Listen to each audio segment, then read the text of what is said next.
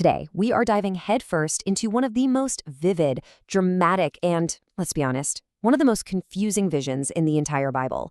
It's from the book of Revelation, of course, and it's this huge cosmic drama that basically pulls back the curtain on the spiritual war happening behind all of human history. So let's get right into it. Just imagine this. You're reading a book, you get to the grand finale, the ultimate victory is declared, and then you look down and realize you're only on page 150 of a 300-page book. You'd be thinking, wait, what? Well, that's the exact puzzle that readers face at the end of Revelation chapter 11, and it sets the stage for the incredible vision we're about to unpack.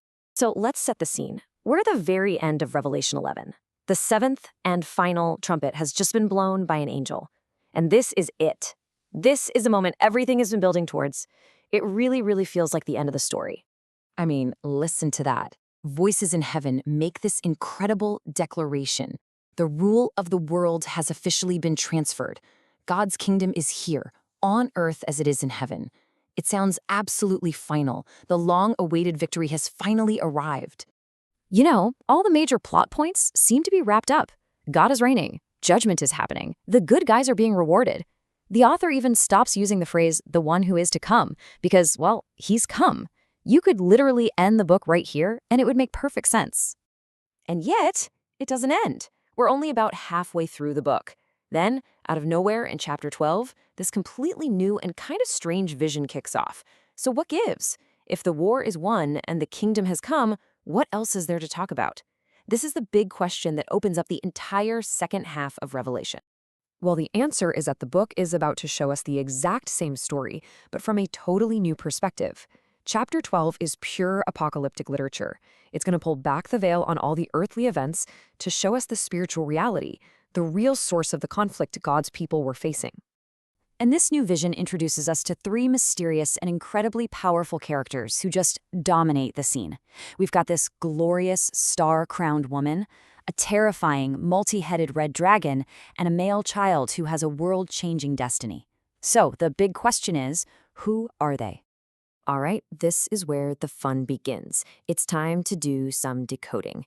Each of these figures is absolutely packed with symbolic meaning, and it's all drawn straight from the Old Testament. Understanding them is the key to unlocking this whole vision. Okay, let's just break it down nice and simple. The woman, she represents the people of God.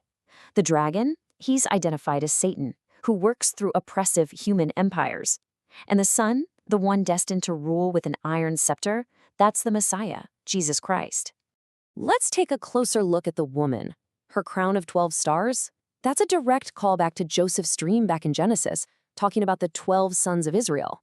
So she represents the nation of Israel, who gave birth to the Messiah. But she's still around after the son's birth, which shows she also represents the New Testament people of God, the church. She's this continuous community of God's faithful people all throughout history. And then you have her adversary, the dragon. The text flat out tells us he's Satan, that ancient serpent from the Garden of Eden. But it's also deeper than that.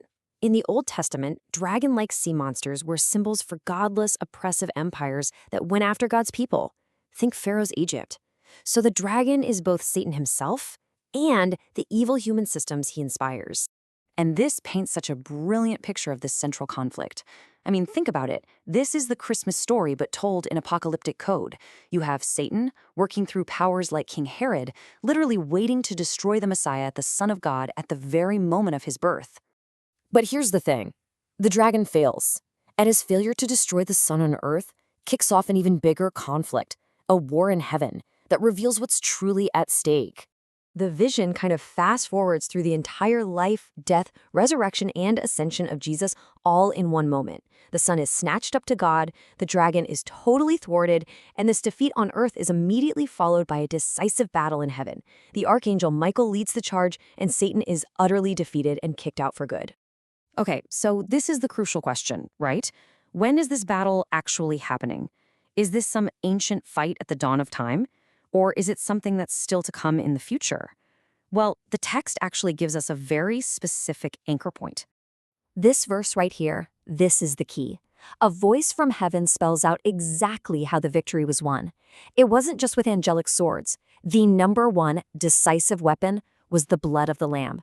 And that points directly and unmistakably to one single event. So what does this mean? It means the war in heaven is an apocalyptic, symbolic way of describing what Jesus accomplished on the cross.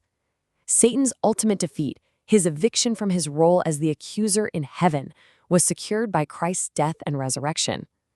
The victory isn't coming, it's already happened. But hold on. This raises a huge question, not just for the first century church, but for us too. If Satan has already been defeated, if the decisive victory has already been won, then why do Christians still face persecution, suffering, and even death? The vision answers this head-on. The dragon, furious that he couldn't destroy the Son and now defeated in heaven, turns his rage on the only target he has left, the woman and her offspring. In other words, the church and its members right here on earth. And this is where we see this fascinating paradox. The woman, that is, the church as a whole, the institution, is divinely protected by God. She can't be ultimately destroyed. But her offspring, that's individual Christians, they're still vulnerable. Satan can still persecute them and even kill them. But why is he so furious? Why this intense persecution? The vision gives us the reason. It's because the devil knows his time is short. His defeat is sealed, his final end is absolutely certain, and this knowledge just fills him with this desperate last-ditch fury. And this creates such a powerful image. The suffering that the church endures isn't a sign of Satan's strength. It's the exact opposite. It's the violent, destructive death throes of an enemy who has already received a mortal wound. He's just flailing around, causing as much chaos as he possibly can before the end. And this, right here, is the core message of encouragement for the people reading this for the first time. This vision completely reframes their experience. Their suffering wasn't a sign that God had abandoned them or that evil was winning. No, it was definitive proof that the decisive battle was over, the victory was secure, and their enemy was in his final, desperate moments.